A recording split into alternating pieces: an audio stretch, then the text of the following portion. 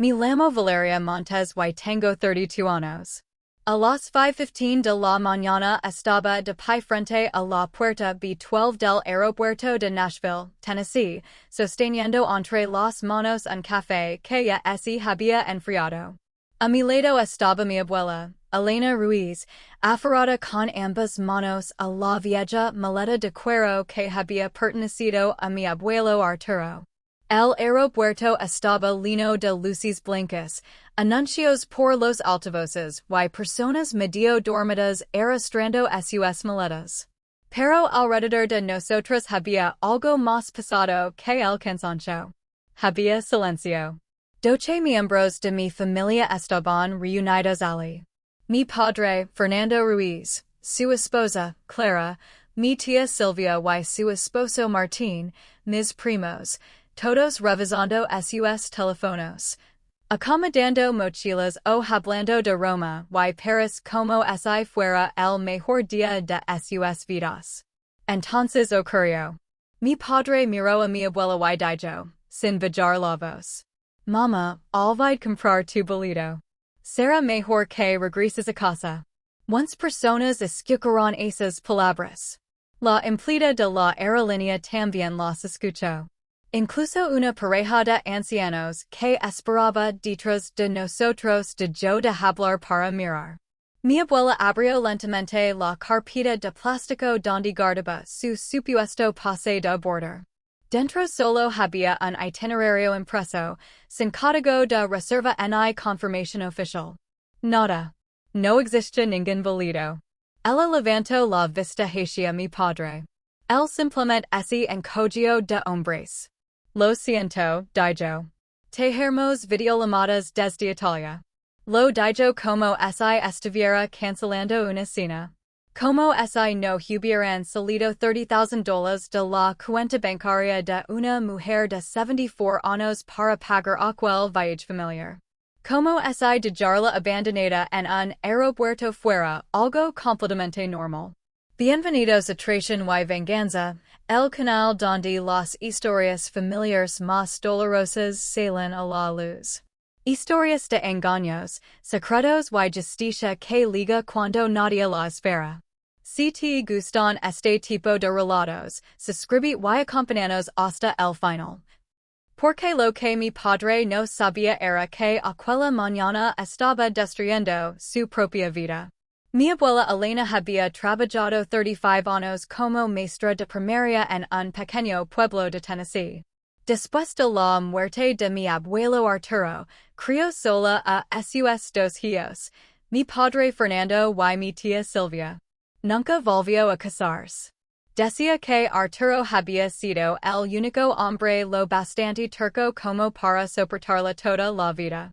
Vivía en la misma casa desde 1982, una casa sencilla con un pequeño jardín delantero y un viejo porche de madera donde siempre había macetas llenas de flores. Mi abuela era de esas mujeres que reutilizan bolsas de regalo, planchan las servilletas y guardan cada centavo por si acaso. Pero últimamente algo había cambiado. La baranda del porche estaba rota. Las canaletas del techo colgaban torcidas. La calefacción casi nunca estaba encendida. En diciembre le pregunté una vez a mi padre por qué la abuela parecía vivir con tantas limitations. Él respondió rápidamente: Mamá siempre ha sido exageradamente ahorradora. Y yo lo creí, porque Fernando manejaba todas sus finanzas. Decía que revisaba sus cuentas, pagaba sus facturas y se encargaba de todo. No sabía que encargarse de todo podía esconder algo tan oscuro. La idea del viaje a Europa comenzó durante la cena de Acción de Gracias.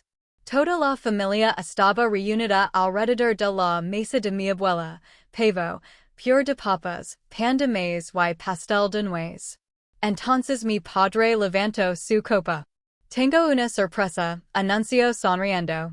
Un viaje familiar por Europa, Roma, Florencia, Paris y Londres. 3 semanas todos juntos. La mesa explotó de emoción. Mis primos sacaron sus teléfonos para buscar fotos del coliseo. Clara comenzó a hablar de las compras en Paris. Mi tía Silvia preguntó por los hoteles. Why mi abuela? Mi abuela sonrió como una niña. Arturo siempre quiso llevarme a Paris, dijo con los ojos brillantes. Nunca salimos del país. Mi padre explicó los gastos. Cada familia aportará una parte. Todo costará alrededor de $65,000. Luego miró directamente a Elena. Tu parte sería $30,000. Yo esperaba verla dudar, pero no lo hizo. Tengo 74 años, respondió. Si no y es ahora, ¿cuándo? Pago aquella cantidad ese mismo fin de semana. $30,000. Dinero que había ahorrado durante más de 20 años. Después sacó la vieja maleta de Arturo del armario y empezó a empacar semanas antes del viaje, doblando cuidadosamente cada prenda, guardando su biblia y preparando incluso caramelos de mantequilla para el avión. Estaba feliz. Realmente feliz. Y ahora estaba allí, frente a una puerta de embarque, sosteniendo un bolito falso mientras toda su familia caminaba hacia seguridad sin mirar atrás. Yo observé mi pase de border. Luego miré a mi abuela, y lo rompí en dos. Mi padre ese giro furioso. ¿Qué demonios haces? Tomé la maleta de mi abuela. Regreso a casa con ella. Mi tía Silvia soltó un suspiro molesto. No seas dramática, Valeria. Pero lo peor vino de Clara. Tu abuela ni siquiera habría disfrutado el viaje. Apenas puede caminar. Aquella frase me atravesó más que la mentira de mi padre. Porque había crueldad en ella. Crueldad de verdad. Mi abuela no dijo nada mientras caminábamos hacia el estacionamiento. Solo apretó mi mano con dedos temblorosos. El aire frío de diciembre golpeó nuestros rostros cuando las puertas automáticas se cerraron detrás de nosotros. Y mientras ayudaba a Elena a subir al coche, entendí algo por primera vez. Aquello no había sido un olvido. Había sido un plan. Regresamos a casa en completo silencio. Mi abuela Elena miraba por la ventana del coche mientras sostenía el viejo bolso donde todavía guardaba aquel itinerario falso. Yo manejaba con las manos tensas sobre el volante, intentando controlar la rabia que me quemaba por dentro. Cuando llegamos, ayudé a mi abuela a entrar. La casa estaba fría. Demasiado fría. El reloj de la cocina marcaba las 8 de la mañana. Pero dentro de aquellas paredes silenciosas parecía todavía madrugada. Elena dejó la maleta junto al sofá y se sentó lentamente en el sillón favorito de mi abuelo Arturo, el mismo donde él se sentaba todas las tardes a leer el periódico antes de morir. Prepare café. Ella no lo tocó. Aquella noche dormí en el cuarto de invitados. O al menos lo intenté. El sonido de la vieja calefacción encendiéndose cada 20 minutos no me dejaba descansar, pero no era eso lo que realmente me mantenía despierta. Era la imagen de mi padre alejándose por el aeropuerto sin mirar atrás. A la mañana siguiente desperté temprano por el sonido de una sartén. Encontré a mi abuela cocinando huevos en una vieja sartén de hierro negro. Tu abuela la compró en un mercado de segunda mano en 1974, dijo con una pequeña sonrisa. Sigue funcionando mejor que cualquier sartén moderna. Me senté en silencio observando la cocina y fue entonces cuando empecé a notar cosas. El refrigerador estaba casi vacío. Solo había huevos, leche, mantequilla y un frasco de pepinillos. La calefacción seguía bellísima. Las medicinas sobre la encimera eran versiones genéricas y baratas de las que antes tomaba. Algo no cuadraba. Abuela, ¿papa viene seguido a visitarte? Pregunt. Ella evitó mirarme. Sí, pasa de vez en cuando. Recoge mi correo y revisa algunas cuentas. ¿Tía no revisas tus estados bancarios? Fernando dice que es más fácil hacerlo por internet. Sentí un nudo formarse en el pecho. Después del desayuno, fui hasta la puerta principal y miré el buzón desde dentro de la casa. Autorización para redirigir correo. Control sobre seguros y fondos de retiro. Era demasiado poder. Abuela, ¿sabes cuánto dinero tienes ahora mismo? El dudo. Y eso me destrozó. Porque no debería existir una mujer de 74 años incapaz de responder esa pregunta sobre su propio dinero. No exactamente, admitió. Fernando siempre dice que todo está bajo control. Tomé fotos de cada página del documento. Después ser el archivador cuidadosamente. ¿Crees que algo anda mal? Preguntó ella. La mayor fijamente. Creo que necesitamos averiguarlo. Aquella noche casi no dormí. A la mañana siguiente llamé a la oficina del Seguro Social. Después de 40 minutos en espera, una empleada confirmó algo que hizo que mi sangre se congelara. Los depósitos de jubilación de Elena habían sido redirigidos 2 veces en los últimos años. Primero a una cuenta corriente. Después a otra cuenta desconocida. Todo autorizado por Fernando Ruiz. Cuando colgué, mi abuela estaba sentada frente a mí en la cocina. Tenía las manos ligeramente temblorosas. Valeria, vamos al banco. La sucursal quedaba a 7 minutos de la casa. Elena había usado ese banco durante más de 30 años. La gerente, una mujer llamada Patricia, nos recibió con una sonrisa profesional que desapareció apenas abrió la cuenta. Señora Ruiz, hace 5 años usted tenía $500,000 en fondos de retiro. Mi abuela sonrió confundida. Sí, aproximadamente eso recordaba. Patricia tragó saliva y luego giró la pantalla hacia nosotros. El saldo actual es de $43,000. El mundo se quedó en silencio. Mi abuela se inclinó hacia adelante. Eso no puede estar bien. Pero sí lo estaba. Y cuando Patricia comenzó a imprimir el historial de movimientos, comprendí que el viaje a Europa era apenas el comienzo de algo mucho más oscuro. Las joyas comenzaron a salir lentamente de la impresora del banco. Página tras página. Movimientos bancarios, transferencias, retiros, pagos. Todo autorizado por una sola persona. Fernando Ruiz. Mi quid inmóvil mientras revisaba cada línea. $50,000 para reparaciones del hogar. Pero el techo seguía roto. 30,000 para gastos médicos, aunque el seguro de mi abuela cubría casi todo. Transferencias a otra cuenta. 25,000 enviados a nombre de Silvia Ruiz. Y luego apareció el movimiento más reciente. $30,000. Concepto. Fondo de viaje familiar. El mismo dinero que mi abuela había entregado para aquel viaje a Europa donde nunca tuvo asiento. Mayor Elena. Ella sostenía las joyas con ambas manos temblorosas. No loro. Ni siquiera habló. Simplemente dobló lentamente los papeles y los guardó dentro de su bolso, junto al itinerario falso del aeropuerto.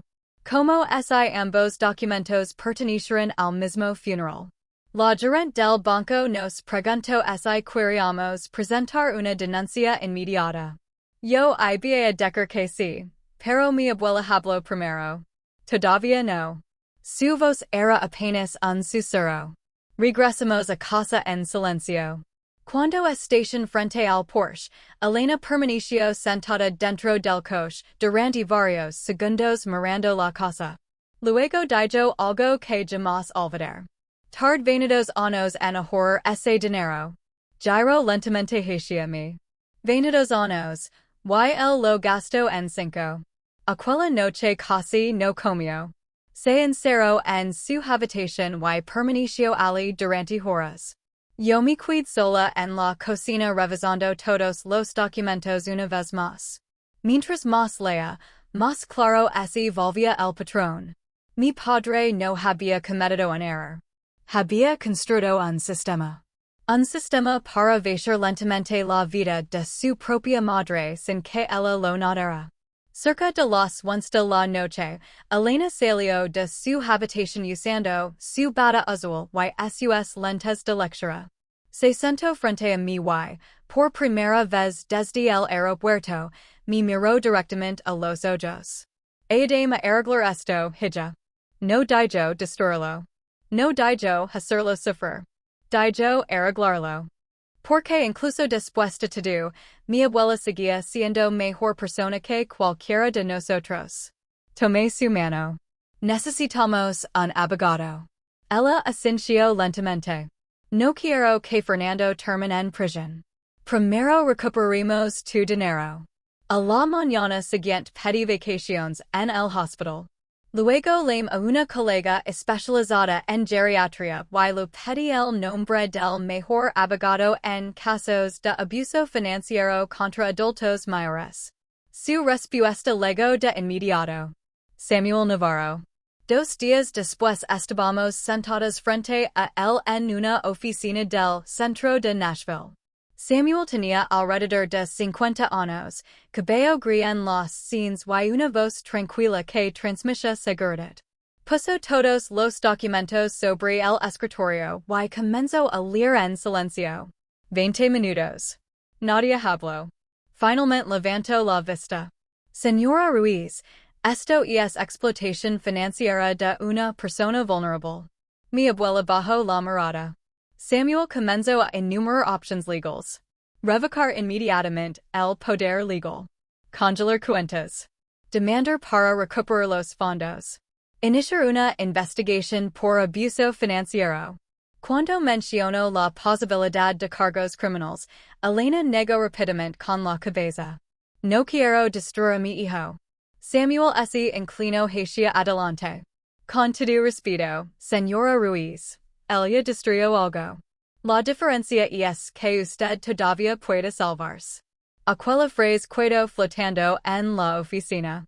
Durante los siguientes días trabajamos sin descanso. El abogado presentó documentos ante el tribunal. El banco congeló temporalmente las cuentas y, por primera vez en 5 años, mi abuela volvió a aparecer como la única titular de su propio dinero. Entonces comenzaron las llamadas. Mi padre seguía en Europa. El primer mensaje llegó desde Venecia. Mamá, algo raro pasa con las tarjetas. Llamé emergent. Mi abuela vio la pantalla y no respondió. Después llamó mi tía Silvia. ¿Qué está pasando? Fernando dice que alguien bloqueó las cuentas. Bajó del vehículo sin siquiera cerrar bien la puerta y caminó rápidamente hacia el Porsche. Entró en la casa como si todavía fuera dueño de todo. Mamá, tenemos que hablar sobre el banco. Yo estaba esperando en el pasillo. Pasa, papá. Fernando avanzó hasta la cocina y se detuvo en seco. La mesa estaba cubierta de carpetas organizadas, estados bancarios, copias de correos electrónicos, formularios legales y el poder notarial. Todo perfectamente ordenado. Y sentado al final de la mesa estaba Samuel Navarro. Mi padre palideció. ¿Qué es todo esto? Samuel se levantó lentamente. Fernando Ruiz, soy el abogado de la señora Elena Ruiz. Mi padre soltó una risa nerviosa. ¿Abogado? Mamá, ¿qué significa esto? Mi abuela apareció desde el pasillo sosteniendo una taza de té. Ya no parecía confundida. Parecía cansada, pero firme. Siéntate, Fernando. Él obedeció lentamente. Por primera vez desde que era niña, sixa mi padre inseguro frente a su propia madre. Samuel abrió una carpeta. Durante los últimos 5 años, usted realizó múltiples retiros y transferencias desde las cuentas de la señora Ruiz utilizando un poder legal. Yo administraba sus finanzas, interrumpió rápidamente mi padre. Entonces no tendré problema en explicar los movimientos. Samuel comenzó a leer. $50,000 para reparaciones inexistentes. 8,000 para gastos médicos falsos. 25,000 transferidos a Silvia Ruiz. 30,000 utilizados para un viaje familiar del que Elena fue excluida deliberadamente. Mi padre empezó a sudar. Todo eso tiene explicación. Samuel colocó sobre la mesa las copias impresas de los correos electrónicos. Perfecto. Entonces explique esto también. Fernando leo la hoja y6 exactamente el momento en que comprendió que todo había terminado. Su rostro perdió el color. ¿Revisaron mis correos? Revisamos una computadora propiedad de Elena Ruiz, respondió Samuel con calma. Legalmente accesible. Mi padre apretó la mandíbula. Esto es absurdo. Todo lo hice por la familia. Yo ya no pude calarme. La parte donde dejaste a la abuela abandonada en el aeropuerto también era, por la familia. Fernando me miró furioso. Tú no entiendes nada. Entonces explícalo, respondí. Expliquéme por qué escribiste que ella ni siquiera notaría que el dinero desapareció. Silencio. Mi tía Silvia legó justo en ese momento. Entró apresurada, todavía usando ropa cara comprada en Europa y con una expresión de pánico en el rostro. Al ver las carpetas, entendió inmediatamente. Dios mío. Samuel le indicó una silla. Tome asiento, señora Ruiz. Ella obedeció sin discutir. Durante la siguiente hora, Samuel repasó absolutamente todo. Cada transferencia. Cada retiro. Cada mentira. Mi tía comenzó a llorar cuando mencionaron los depósitos en su cuenta. Fernando dijo que mamá quería ayudarme con la remodelación de la cocina. Mi abuela levantó lentamente la mirada. Nunca te ofrecí ese dinero, Silvia. Aquella frase destruyó lo poco que quedaba de dignidad en la habitación. Mi padre se puso de pie de golpe. Basta. Todo esto es una exageración. Yo soy de esta familia durante años. Samuel ni siquiera levantó la voz. Usted explotó financieramente a una adulta mujer bajo protección legal. Fernando golpeó la mesa. Es mi madre. Precisamente, respondió Samuel. El silencio después de eso fue insoportable. Mi abuela seguía sentada con ambas manos alrededor de la taza de té frío. Finalmente habló. Y cuando lo hizo, todos callamos. Yo confiaba en ti. Nada más. Solo eso. No grito. No loro. No hizo una escena. Pero esas 4 palabras parecieron atravesar a mi padre peor que cualquier amenaza legal. Fernando intentó acercarse. Mamá. Ella levantó la mano para detenerlo. Trabajé toda mi vida para ahorrar ese dinero. Renuncia a vacaciones. Renuncia a cosas para mí. Y tú, me haces sentir como una carga. Mi padre bajó la mirada. Nunca quise hacer daño. Mi abuela soltó una pequeña risa triste. Entonces deberías haber comprado mi boleto. Nadie dijo una palabra después de eso. Samuel cerró la carpeta lentamente. El tribunal ya aprobó la suspensión inmediata del poder legal. También hay una investigación abierta. La investigación por explotación financiera contra adultos mayores quedaría registrada para siempre. Mi padre perdió mucho más que dinero aquel día. Perdió la confianza de todos. Después del juicio, Fernando intentó acercarse a Elena fuera del tribunal. Mamá, por favor, hablemos. Mi abuela sostuvo su bolso con ambas manos y respondió con una calma devastadora. Te pases 5 años hablando solo con mi dinero. Ya no tienes nada más que decirme. Luego siguió caminando. Y esa fue la última vez que lo vimos durante meses. Poco a poco la vida comenzó a cambiar. Las canaletas de la casa fueron reparadas. El viejo Porsche volvió a verse seguro. La calefacción permanecía encendida incluso durante las noches más frías. El refrigerador volvió a llenarse. Huevos, leche, fruta fresca, incluso el queso caro que mi abuela siempre decía que era un lujo innecesario. Los viernes volvió a desayunar con sus amigas de la iglesia. Y Teresa, la vecina, repetía constantemente lo mismo. Elena parecía 10 años más joven. Tal vez tenía razón. Porque hay algo que nadie te dice sobre la traición. No solo rompe el corazón. También envejece el alma. Un sábado por la tarde encontré a mi abuela en la cocina preparando pan de maíz usando la vieja sartén de hierro de Arturo. La luz del atardecer entraba por la ventana mientras ella mezclaba los ingredientes lentamente. Tu abuelo odiaría todo esto, dijo de repente. La mujer sorprendida. ¿El juicio? Ella negó suavemente con la cabeza. No. Para nuestra familia destruida. Permanecemos unos segundos en silencio. Después en audio. Pero también estaría orgulloso de ti. Sentía un nudo en la garganta, porque durante semanas había sentido culpa. Culpa por denunciar a mi propio padre. Culpa por destruir la imagen de nuestra familia. Pero mi abuela tomó mi mano y dijo algo que nunca olvidar. No destruyas esta familia, Valeria. La salvas de seguir viviendo en una mentira. La investigación por explotación financiera contra adultos mayores quedaría registrada para siempre. Mi padre perdió mucho más que dinero aquel día. Perdió la confianza de todos. Después del juicio, Fernando intentó acercarse a Elena fuera del tribunal. Mamá, por favor, hablemos. Mi abuela sostuvo su bolso con ambas manos y respondió con una calma devastadora. Te pases 5 años hablando solo con mi dinero. Ya no tienes nada más que decirme. Luego siguió caminando.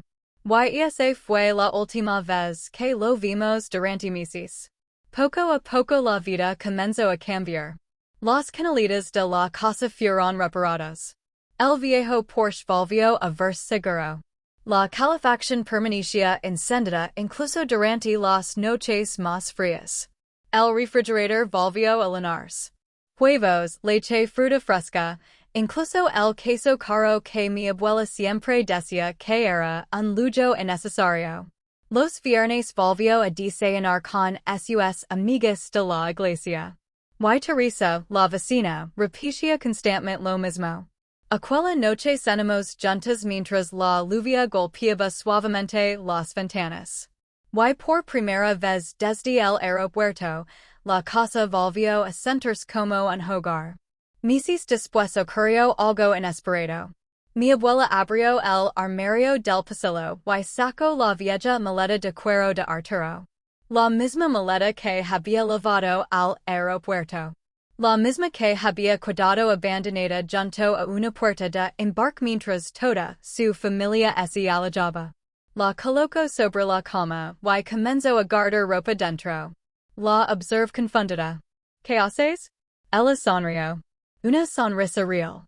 De las que no la veía desde hacía mucho tiempo. Entonces abrió un cajón y me mostró 2 boletos de avión. Destino, Paris.